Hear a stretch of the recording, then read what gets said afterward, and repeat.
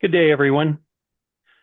Welcome to the AI Certs series of interviews with our Business Advisory Board members. My name is Gordon Pellos, Executive Vice President of Partnerships and Enterprise Strategy with AI Certs. Today's topic will be the impact of AI on customer experience. Is AI helping or hindering relationships with end users and business?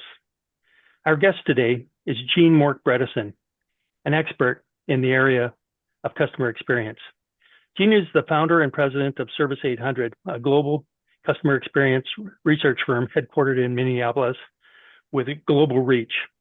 They operate in over 120 countries around the world and cover over 30 languages.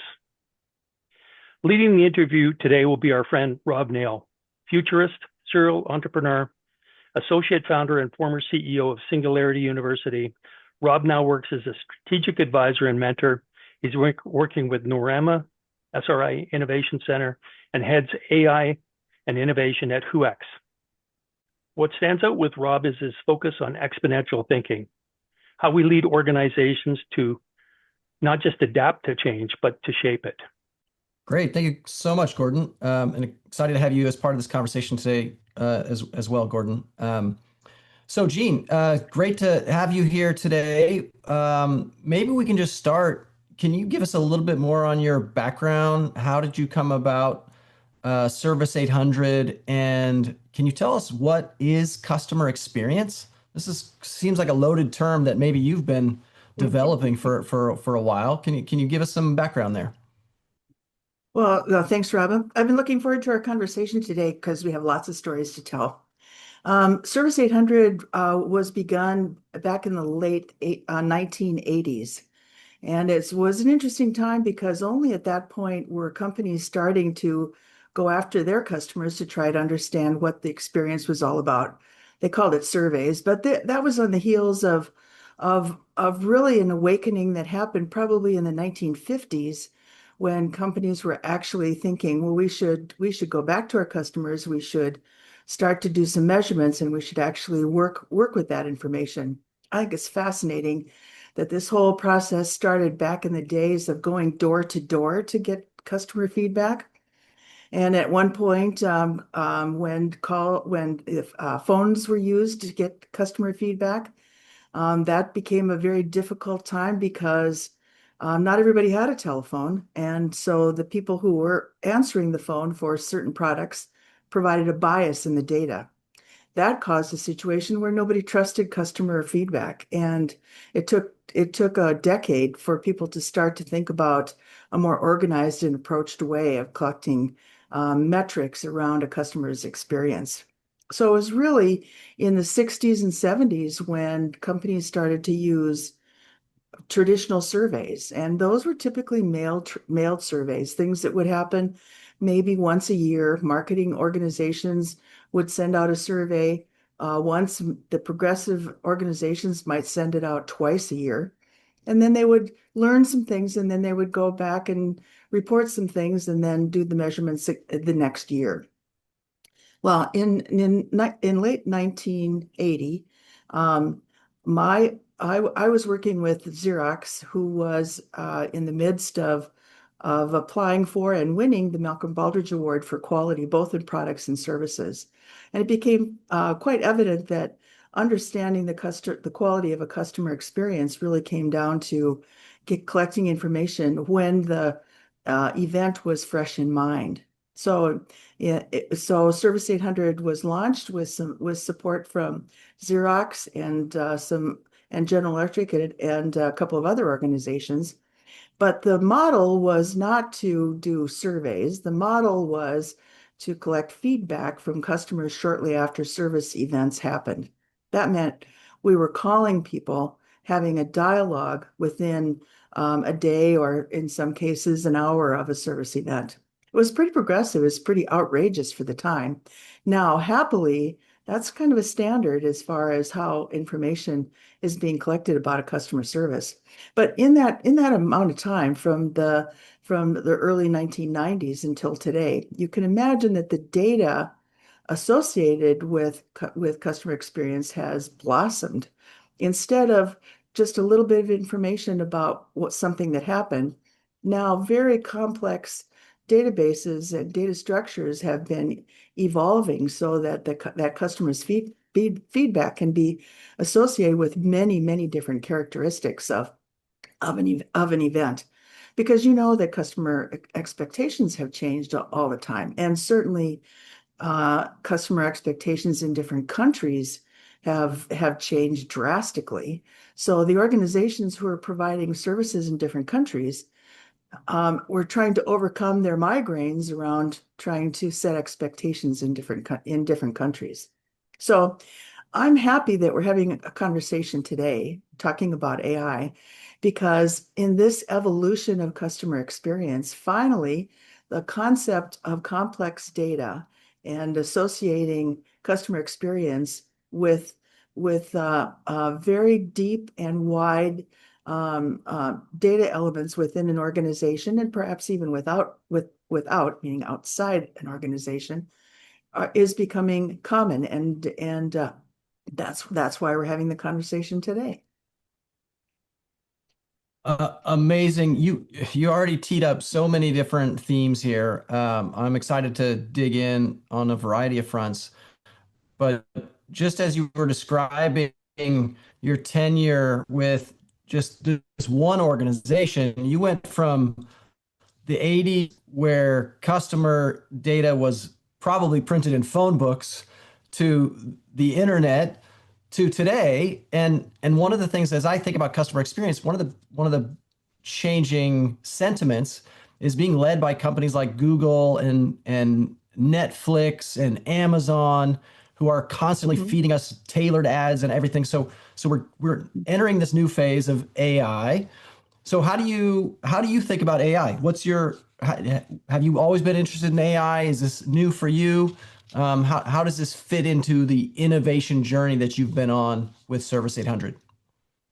Well, although not everybody feels this way every day, but for me, it's a bit of a relief because it's an awakening to the fact that a customer's experience can be associated with so many different characteristics.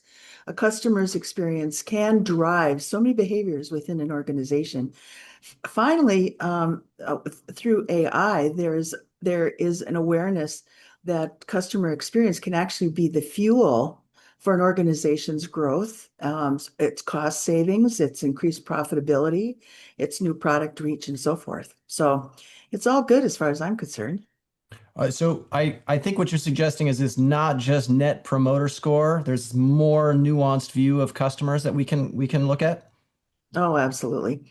Well, I would tell Well, you my first secret of working through the history of Service 800 is to not think about surveys. We actually consider mm, surveys to be a four-letter word. Although I guess it's not, is it? But the point is that the value or the power is in a dialogue or in a conversation, not a survey. mm. I'm disappointed when I come to work with an organization that has been doing surveys, maybe just a email launch from a CRM and a closed service call. But a four or a five or a one or a two is not as powerful as a conversation. And now with the power of AI, that conversation becomes a transcription, and the transcription becomes a little gold mine that can flow into AI evaluations overall.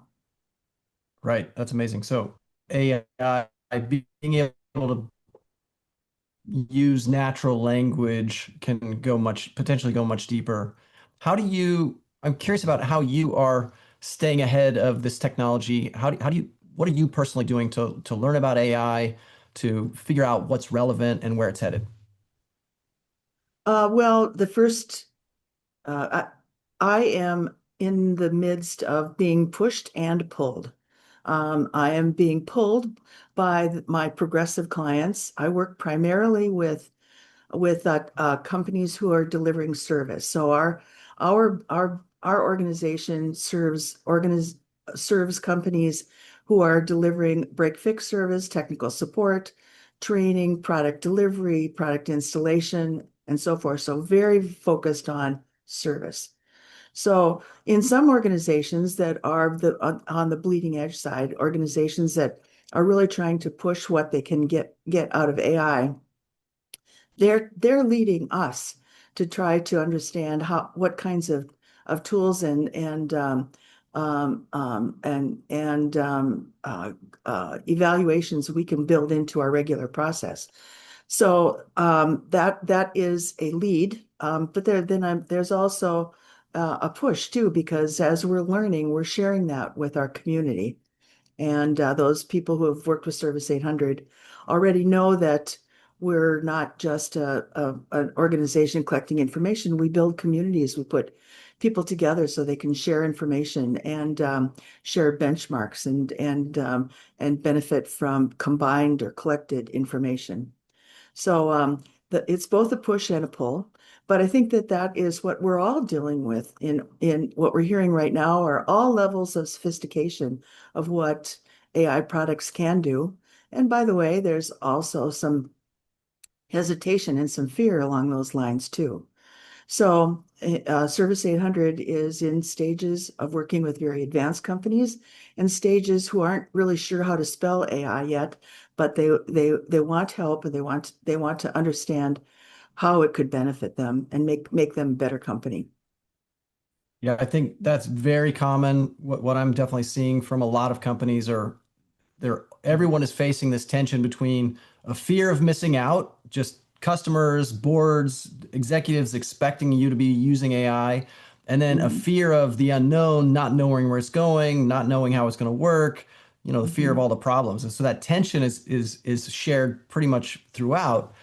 But, but I think one interesting thing that you just said, which I believe is a best practice out there, is this collective learning, where if you're open to sharing dialogue and a back and forth, that learning can go faster for everyone. Are Yes. there any lessons there that you can share with regard to like what works well, what don't you share with customers there? Do you have to figure it out first before you share it out, or is there openness to more joint learning? Well, in 35 years, Service 800 has come through a long way, a long path, and AI hasn't been present all of that time. And actually, customer awareness or customer-centric organizations haven't necessarily been fashionable early on either. But there has been awakenings at different stages along the way, certainly. So many organizations that we've worked with have been in the throes of establishing themselves as being customer centric, being committed to the customer experience and using the customer experience to help guide them going forward. So there's so many things that we've learned that actually help an organization make that kind of a commitment and benefit from it. And there are things that we've learned that don't work at all. So the good news is that the stage comes from a commitment, and it can't be a progressive um, marketing manager or a progressive service manager who says, "I want to do this, and I think this makes sense." The commitment has to come through through the top of the organization. And it isn't a commitment that happens on Thursday and then we forget about it on Friday. It's a commitment that has to be communicated. There has to be governance and management and teams built so that the customer centric objective, it flows through the entire organization and that everyone is involved and everyone is visible has visibility to the results. They all have ownership in making those steps, those stages, those improvements, those corrections. Um, we've learned Mhm. that without that commitment throughout the entire organization, without having teams that work together, without having a clear objective about what needs to be accomplished, and probably above all, actually using the information to make a difference that incidentally, people can see, not just the company team, but the customers as well, then that commitment can't be reached. That customer-centric concept can't be totally successful. It fades and it goes away. So as I have been more and more involved with AI types of programs and companies who are interested in addressing, involving, committing to an AI strategy, I think it's been kind of surprising. But then is it surprising that the same things that we learned going through the stages of helping an organization become customer centric, for those success factors to be in place and for success to be achieved, those same characteristics are applying in AI strategies. I've been recommending AI Cert's course on foundations. I found that course has some very basic, good common sense steps to make a AI strategy successful. And it goes back to the things that I just mentioned: a commitment from the top, and rules, and an understanding of where the data is going to come from and who's going to be involved and how the information is going to be distributed, and most important, the actions that are going to come from that new data world. I think it's actually been Right. kind of surprising and exciting to see that those are really common sense steps, but without any one of those, there is a faltering in accomplishing that strategy. So I think Right. that's And that sounds that's. like, Go ahead. go. Oh, sorry.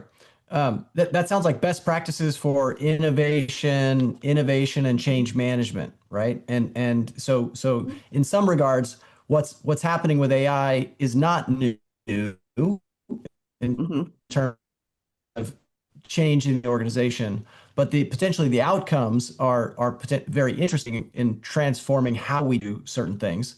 So Mhm. maybe you can touch on how do you see AI transforming customer experiences today?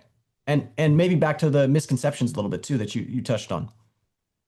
Well, yeah, I think that an organization that's contemplating an AI strategy that doesn't go through the typical steps that we just talked about may hesitate, may falter, and that's a risk to the entire organization. It's interesting to me that there aren't many organizations who are saying, "Well, I'll make a decision whether to adopt an AI strategy or not." They're not saying that at all. What they're doing is they're saying, "I'm not sure what I need. I'm not sure what the scope of what I need is going to be defined. I don't know what tools I'm going to use.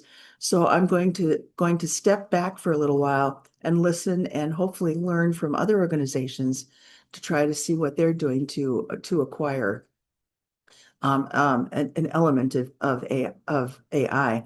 What I'm seeing is that organizations are not doing the Big Bang Theory. They are identifying an area within their organization, and they're going for a solution, hopefully to be able to show success in an area that is visible within their organization and is something that can be shared throughout the organization and then with their client base.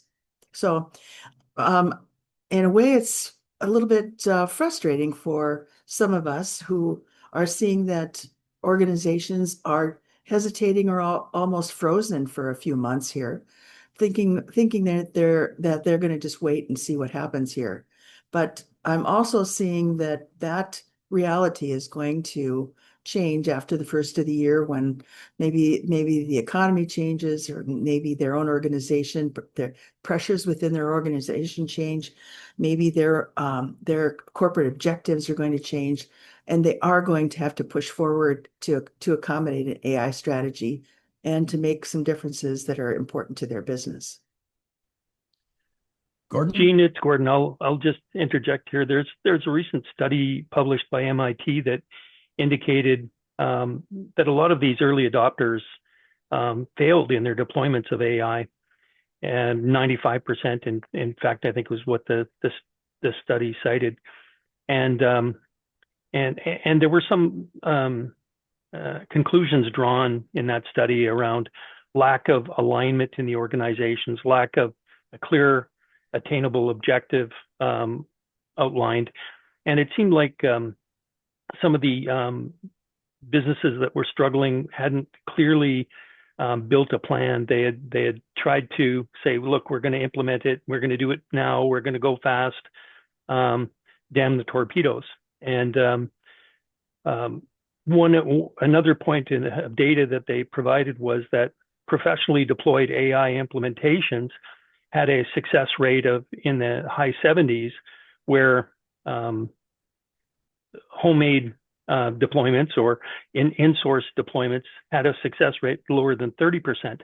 So there were some learnings there that were really valuable, and I think that that they align with what you're saying. People have stepped back and they said we want to understand a framework for success before we proceed. So I think your message was right on. No, thank you. I think that if you dive into some of those success stories and you dive into some of those not such success stories, you're going to find that there has been a difference in the barometer that's been built into the process. And I use the word barometer because I think customer experience is the barometer for an AI successful project, that it's essential to understand what the customer's perceptions are, their expectations, their goals, and their emotions in order to make that kind of an investment, that kind of a strategy change. Right. And it needs to be a corporate wide strategy change. You know, when you end up with one department doing something that impacts other departments, it's problematic. So you need it to come from the top and be adopted broadly. And even if that's only, a pilot, it still impacts other parts of the organization and needs to have organizational alignment and corporate ownership. Well, it comes back to real basic teamwork, and the benefits and the disadvantages of well-driven and poorly driven teams. I mean, a successful team circumstance has a clear vision. They have a clear degree of responsibility. There is visibility to what their results are, and their involvement is such that all the people around them know what's going on, as far as the evolution of their activities, and without a true combination of contributors that bring experience from AI strategy implementation, as well as individuals who have a strong understanding of what the data is and where the data is within an organization. All those things have to be considered because everyone wants to have a successful effort. Gene, I'm curious, do you think there's a change in the metrics that we use for measuring customer experience with AI? Is there some new data sources or use of data now that we can rely on to better understand customer experience? Well, NPS, Net Promoter Score, has been popular for the last 10 years, 15 years, or whatever, but it's kind of fading in its popularity right now. One of the metrics that Service 800 has always supported is CES, which is Customer Effort Score, or it could be considered the Customer Emotional Score, which talks more about what the customer's experience was, and their personal connection to an experience. I think that in the instance of customer effort, I think we can all understand, because we're customers too. We do have our thousands of experiences working with service organizations.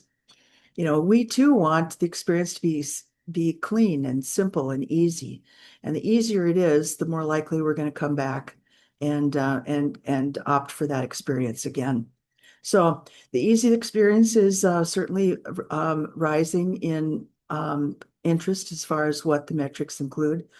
The emotional quotients are also very interesting because certainly there's an opportunity with the wealth of analysis that's available in an AI environment. Then suddenly there's an opportunity to actually almost in a real-time basis discover that if a agent is talking to a customer and the customer becomes agitated, that there's a chance of either losing that customer or on a better case, queuing the agent so that the customer is actually saved. So the emotion, the personal interaction between the customer and the agent is becoming more and more prevalent, more and more important all the time.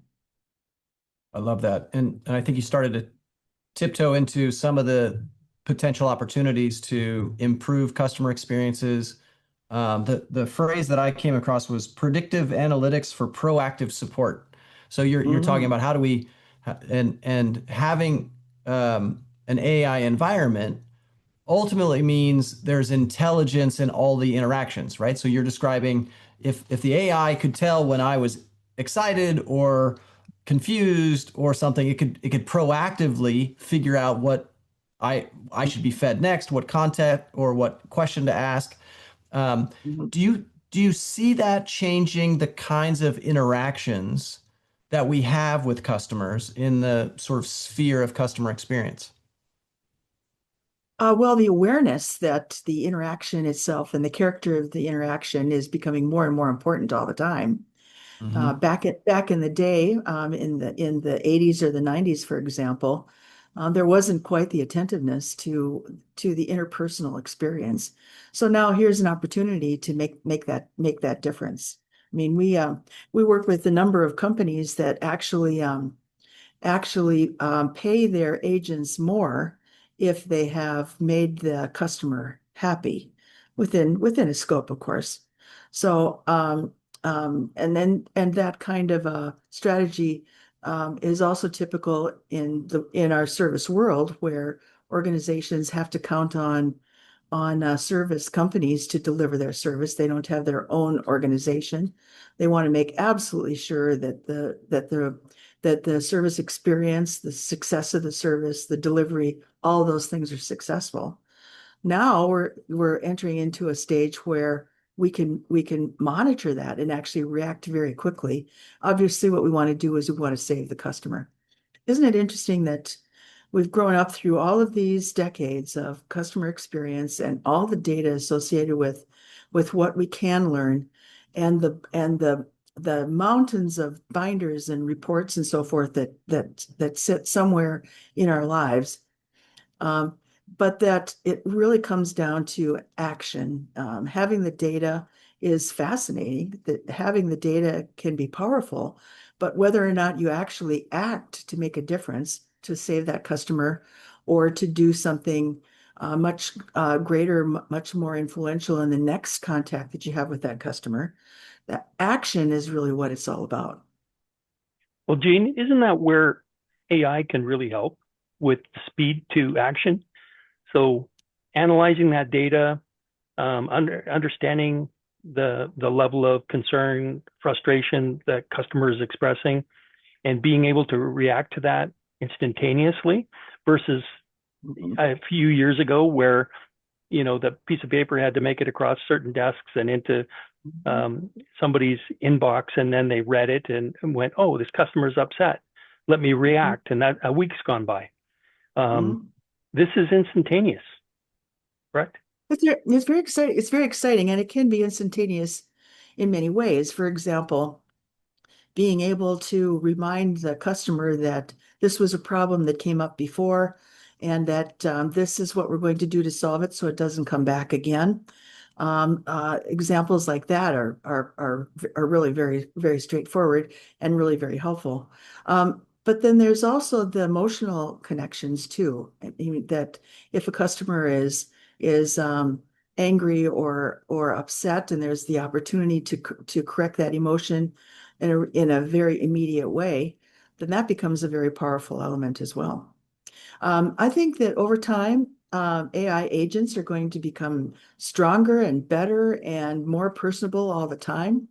I reflect back to the days that some of us reacted poorly to the fact that support of our laptop was going to be moved to India, and that we would just roll our eyes and say, "Oh my, we're going to have to deal with different country, different people, different approach here." But somehow in the last decades, we've learned to accept that when we call for help, we're going to hear an accent or we're going to talk to someone that we haven't talked to before. Somehow we've come to accept that and we move along. I think the same thing's going to happen with dealing with AI agents. The agents are going to get better and better as they communicate or try to match communication. I think that's going to make a difference because we're going to be growing along both with the customer's expectations as well as the ability of the AI agents. But it really all comes back to the customer experience. And unless there's a measurement, unless there is a very, very sensitive way to assess what the customer is thinking or feeling or acting or reacting to a service event, there isn't a way for us to go back and make changes so that certain circumstances don't reoccur. So as we go, and even as the agents get better and better, truly understanding the customer's expectation, their experience, their objectives, their emotions, is going to become more and more important over time. So all of that information is learning better understanding of the customers, and you just teased out that there's potentially more and more modes of interacting with clients, right? Most companies now, customer service is moving to chatbots, or at least for some subset of queries and FAQs. There's the digital avatars. There's all kinds of interesting new ways to engage and interact with customers. I'm curious, your work with Service 800 has expanded very globally, right? I think you said more than 130 countries or something like that. Are there any best practices or learnings there that to engage with customers in different cultures? How can we best guide and design these AI tools for expanding globally? Well, thank you for bringing this up because I think a lot of people think that being able to personalize an AI agent or being able to establish this tool is just it's a good and done. The reality is that customers' expectations, their objectives, their attitudes, their degree of patience are different in every country. Quite frankly, a customer whose communication is down in Germany is going to act completely differently than the customer who's has the same experience in Italy. It's just a matter of culture and certainly people are different. Again, that means that customer experience measurements become more and more critical because the changes and the improvements in the delivery country to country become more and more important.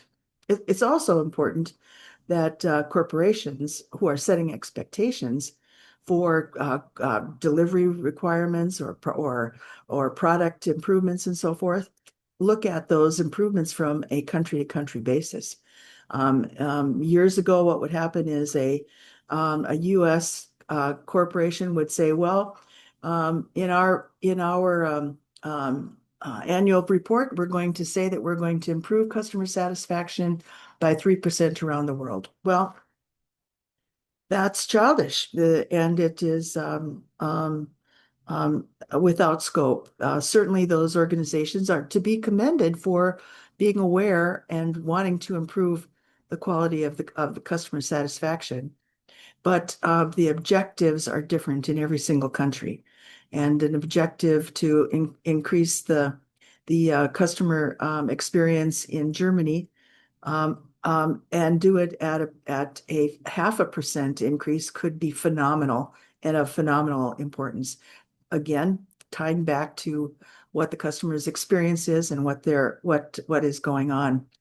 I think of customer experience in a lot of ways to be the vitamins of a medication that it really or of a health situation. It really is the chemical or the mineral that's going to push the change in the health of service delivery.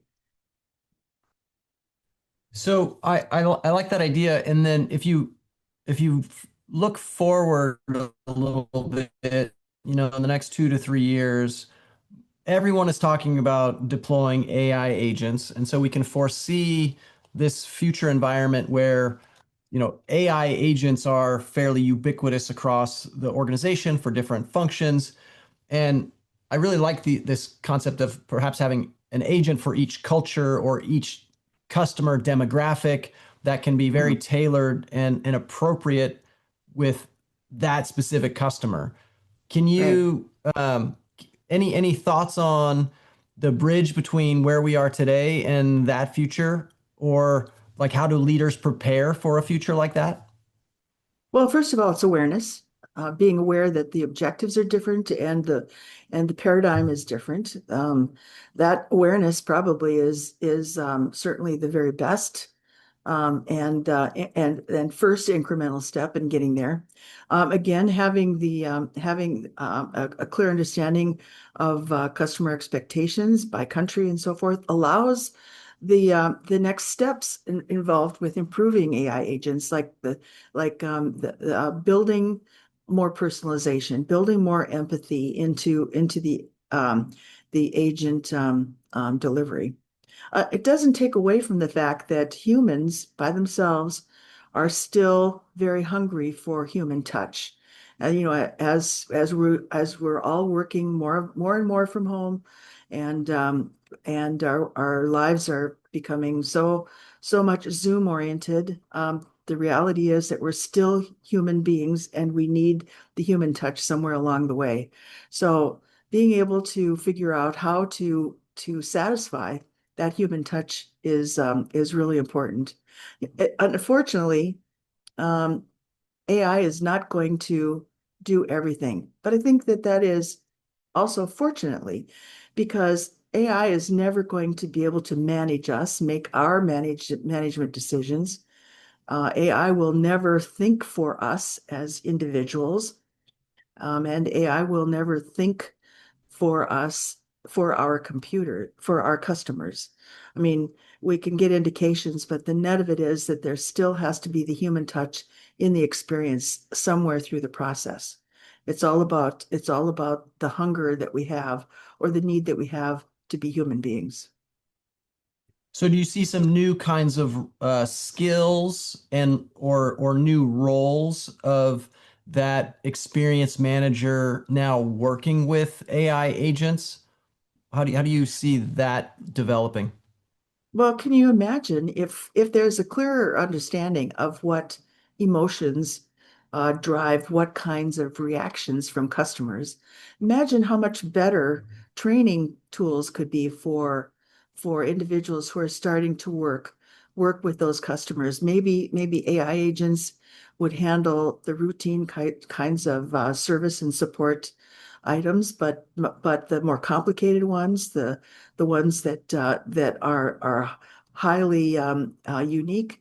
Now suddenly those are going to have to go to the humans that are going to deal with them because they've never been dealt with before. And that information then will channel into better understanding overall. But with the visibility of what's going to happen, both from the customer's expectation and their reactions, that training or that preparation is just going to get better and better over time. Right. Now we are here under the context of AI certs, and I think there's an important first step that every company has to make. You alluded to it earlier, which Mm. is just a fundamental AI literacy to Mhm. help give awareness about what's available today and to start thinking about where things are headed. What other recommendations do you have for L&D officers, for executives at organizations that see this coming, that maybe have started their AI journey? What else can they do to be prepared for this next wave of capabilities? Well, the first thing that I would offer is to not be afraid, not Mm, isolate or sit back, but to learn to start learning. And you can do, and we can all do that in a very gentle way or a very aggressive way. There are all kinds of tools around us. Like I said, I've been telling everybody about the foundations class because I think that it kind of breaks the ice on the essential elements of what needs to be accomplished. But the information is around us that we can talk to our colleagues, we can go to trade shows, conferences. We can do a ton of reading. There's incredible amount of resources through the internet, through agencies, through the universities. And it's okay to start learning gently or at our own speed. The thing that's most important to me is to be hungry to learn, be hungry and curious, and not to sit back and let someone make decisions along these lines that might not be in your best interest. I love that. Yeah, now is not the time to wait and see. Now is the time to start exploring, to start learning, and to get activated. Mhm. Gordon, you have another question? Yeah, well, I'd just like to jump on the foundations course and just remind everyone that that's a free course that AI Certs offers, which is in an introductory essentials course that we have. It's a 4 hour online certification, but it is free, and I'd encourage everyone, regardless of where you are in your learning process, to take that course, take that certification. Um, and then think about the next steps, because that's the introduction to AI. It really says, this is the foundation. Now we need to build on that. So AI certs certifications are job role based. So we have over 60 certifications today that help address opportunities in various job functions for people to expand their skills. So marketing, sales, finance, healthcare, legal, etc. We have courses that can help people not learn how to be a lawyer, but learn to help teach a lawyer how to leverage AI to do their research, etc. Great. So an easy and very relevant first step in that AI learning journey can be with AI certs. Absolutely. We are getting close to our time. Gene, what most excites you about where we are today with AI and this sort of transformation of the customer experience? Well, I think that all of us, regardless of our tenure in our corporations, are realizing that our companies are living and breathing organisms. Think of the things that we've accomplished along the line as we've accumulated more knowledge, we've accumulated more tools.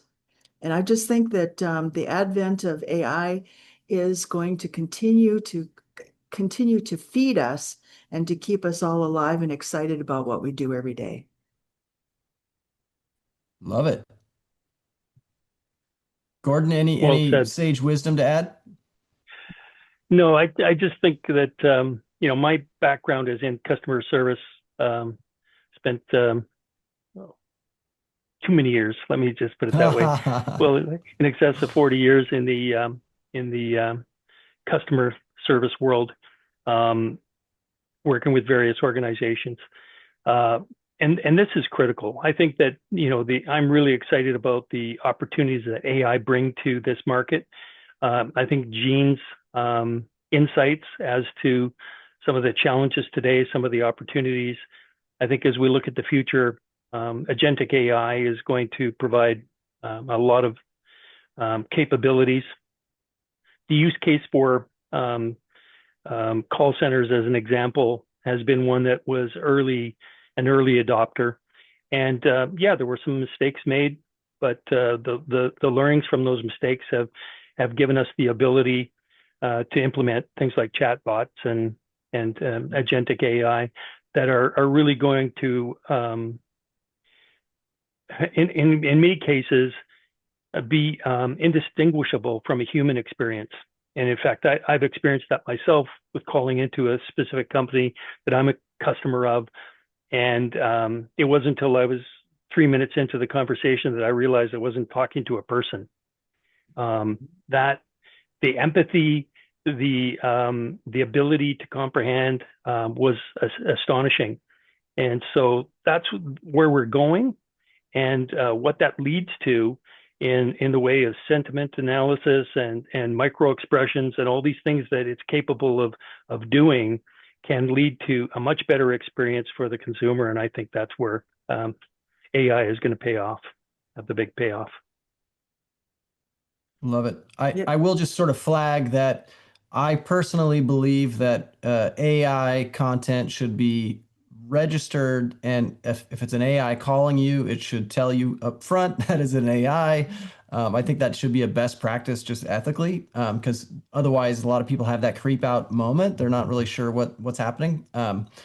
Uh, but Gene, I want to thank you for your time, and I'm excited to see the roadmap ahead for Service 800 as you continue to innovate your business in concert with your clients. It seems like a really fun and exciting space to be in. Thanks for listening. And whatever you do, beef up your customer experience data now. That's going to be your gold as you continue to mine forward for the future. Great. Well Well, said. thank you. Thank you so Thank you much. both. Really appreciate the insights today. Take care. Thank you. Yeah, thank you.